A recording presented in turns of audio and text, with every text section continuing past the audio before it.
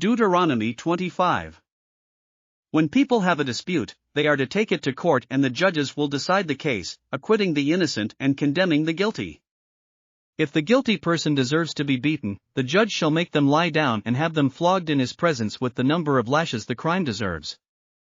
But the judge must not impose more than 40 lashes. If the guilty party is flogged more than that, your fellow Israelite will be degraded in your eyes. Do not muzzle an ox while it is treading out the grain. If brothers are living together and one of them dies without a son, his widow must not marry outside the family. Her husband's brother shall take her and marry her and fulfill the duty of a brother-in-law to her. The first son she bears shall carry on the name of the dead brother so that his name will not be blotted out from Israel. However, if a man does not want to marry his brother's wife, she shall go to the elders at the town gate and say, "My husband's brother refuses to carry on his brother's name in Israel. He will not fulfill the duty of a brother-in-law to me." Then the elders of his town shall summon him and talk to him. If he persists in saying, "I do not want to marry her," his brother's widow shall go up to him in the presence of the elders, take off one of his sandals, spit in his face and say, "This is what is done to the man who will not build up his brother's family line." That man's line shall be known in Israel as the family of the unsandaled.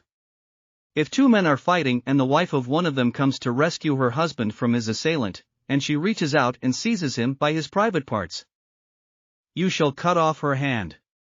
Show her no pity. Do not have two differing weights in your bag, one heavy, one light. Do not have two differing measures in your house, one large, one small. You must have accurate and honest weights and measures, so that you may live long in the land the Lord your God is giving you. For the Lord your God detests anyone who does these things, anyone who deals dishonestly. Remember what the Amalekites did to you along the way when you came out of Egypt. When you were weary and worn out, they met you on your journey and attacked all who were lagging behind. They had no fear of God.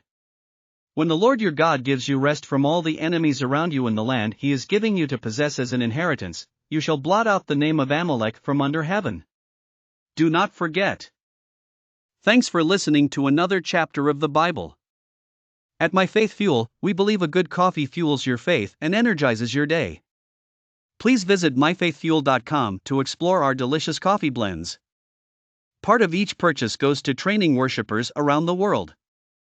Thanks for listening.